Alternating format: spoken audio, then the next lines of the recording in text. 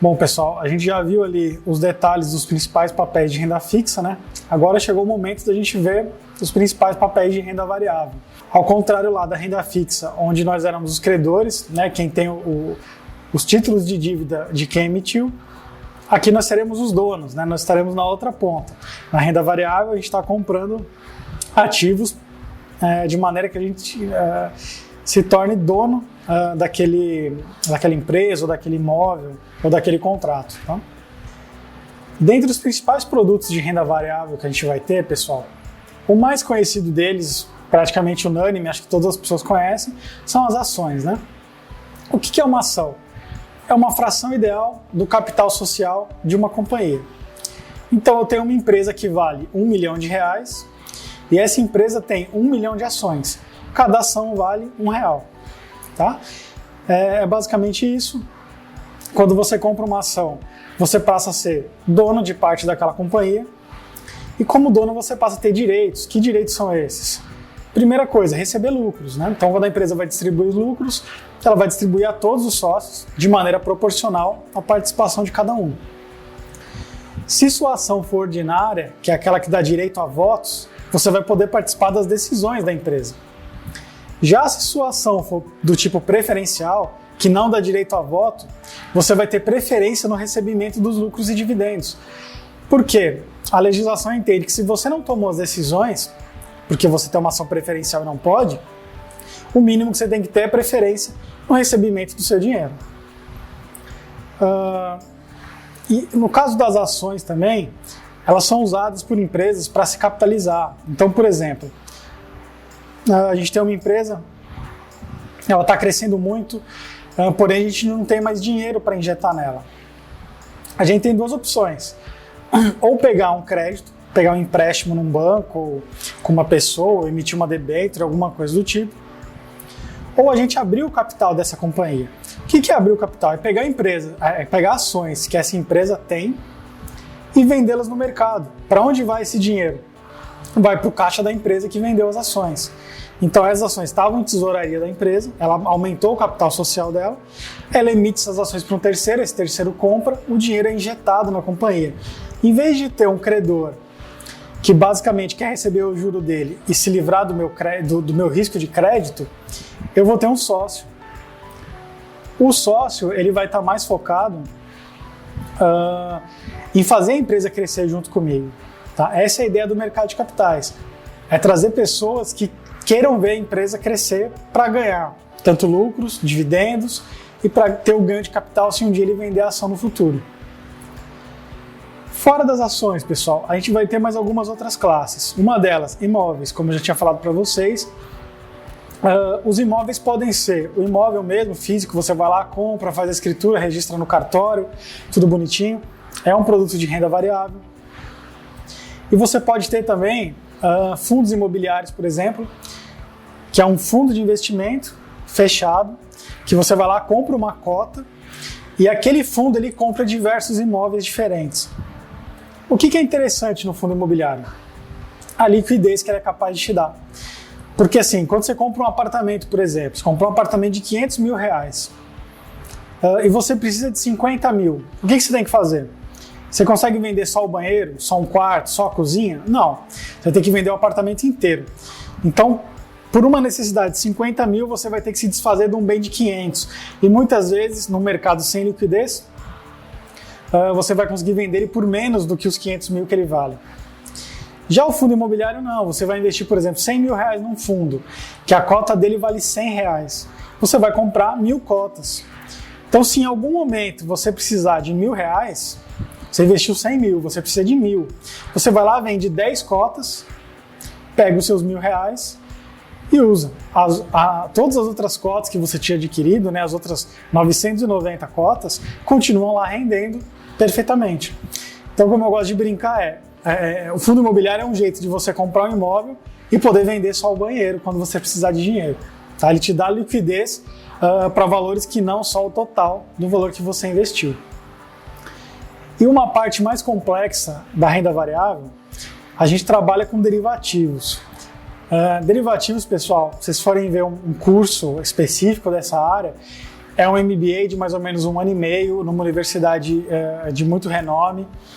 Então, o nosso objetivo aqui não é ensinar ninguém a operar com derivativo, é só explicar por alto o que eles são, tá? O derivativo ele pode ser, vamos pegar lá um dos primeiros contratos que se tem notícia na humanidade, é no Japão feudal, na época do feudalismo japonês. O que se fazia lá? As safras de arroz eram muito irregulares, um ano dava muito arroz, outro ano dava muito pouco. E daí o agricultor, no ano que dava muito, ele ganhava pouco dinheiro, porque o preço do arroz caía, todo mundo tinha muito arroz para vender, o preço ia lá embaixo. No ano que dava pouco arroz, ele vendia por um preço muito mais alto e ganhava mais dinheiro. O comerciante, por sua vez, em alguns anos, ele era muito prejudicado, porque se o preço do arroz estava muito alto, não dava para ele repassar esse aumento de preço todo para o cliente final, né, para o consumidor do arroz. Então ele tinha que diminuir a margem de lucro dele. Em compensação, em outros anos, quando o arroz era mais barato, ele aumentava a margem de lucro dele e vendia pelo mesmo preço lá para o consumidor final, né, do arroz. Mas assim, era um risco muito grande. Então, alguns anos o comerciante, o agricultor se davam muito bem, em outros anos eles quase iam à falência. Para eliminar esse risco, os comerciantes começaram a procurar os agricultores e vice-versa e formalizar contratos. Então, eles chegavam no agricultor e falavam, olha, vamos fazer um contrato que daqui a um ano, na safra de arroz, você vai me vender o seu arroz por R$100 o quilo. Perfeito, eles concordavam. Se ele tivesse dado pouco arroz e o arroz tivesse valendo R$200, ainda assim o comerciante ia pagar 100. Se tivesse dado muito arroz e o arroz tivesse valendo R$50, ainda assim o comerciante ia pagar 100. Então, tanto o comerciante quanto o agricultor passavam a ter mais previsibilidade do fluxo de caixa. Eles passavam a ter mais confiança no valor que eles iam receber e poder fazer um planejamento financeiro melhor. Esses são os contratos futuros, existem até hoje. De verdade, desculpa, esses são é o mercado a termo, né? São os contratos a termo, eles existem até hoje. Eles tiveram depois uma evolução, que foram os contratos futuros, é um contrato mais padronizado, é um contrato que prevê mais garantias de que os dois lados vão cumprir o prometido. E a gente tem mais dois derivativos, além do mercado a termo e do contrato futuro. A gente vai ter o mercado de swap, que é basicamente também para dar uma garantia de fluxo de caixa adequado. Vamos imaginar a situação do seguinte, swap, gente, pense em troca mesmo, tá? Literal. Vamos pensar aqui de uma empresa que ela vende os produtos dela aqui no Brasil, só que ela compra a matéria-prima para produzir esses produtos nos Estados Unidos. Então ela tem um passivo, ela paga em dólar e ela recebe em real. Então, se o dólar disparar de preço, essa empresa pode ter sérios problemas financeiros.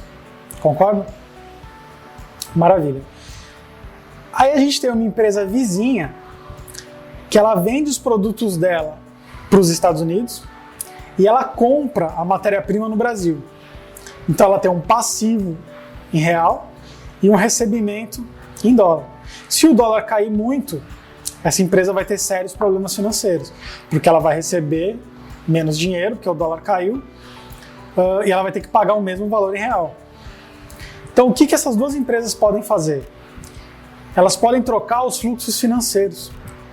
Então, a empresa A, que recebe em real e paga em dólar, ela pode passar o recebimento em real dela para a empresa B, e a empresa B, que recebe em dólar e paga em real, pode passar o recebimento em dólar dela para a empresa A.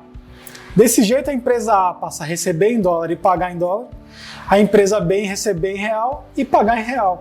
Percebe que a gente eliminou o risco cambial dessas duas empresas? É para isso que serve o swap. E nosso último item de derivativo aqui que a gente vai tratar são as opções. A grosso modo, gente, de maneira bem simplificada, o que são opções? São direitos.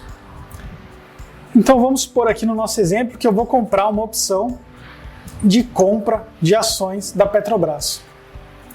Essa opção vence no dia 31 de dezembro de 2020. Então hoje eu pago, sei lá, R$1 para ter um direito. Então eu comprei uma opção por R$1. Essa opção me dá o direito de comprar uma ação da Petrobras no dia 31 de dezembro de 2020 por R$10. Foi isso que eu comprei aqui. Se chegar lá em 31 de dezembro de 2020 e a ação da Petrobras tiver R$20, eu consigo comprar, usar o meu direito, comprar por R$10 e vender no mercado a 20. Eu tive um ganho de 100%. Se chegar lá no final, dia 31 de dezembro, a ação da Petrobras está R$1, eu tenho o direito de comprar 10, a ação no mercado está R$1.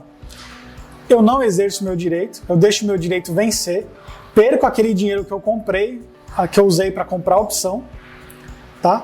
Para não ter o prejuízo. Eu não vou pagar 10 numa coisa que vale 1, concorda?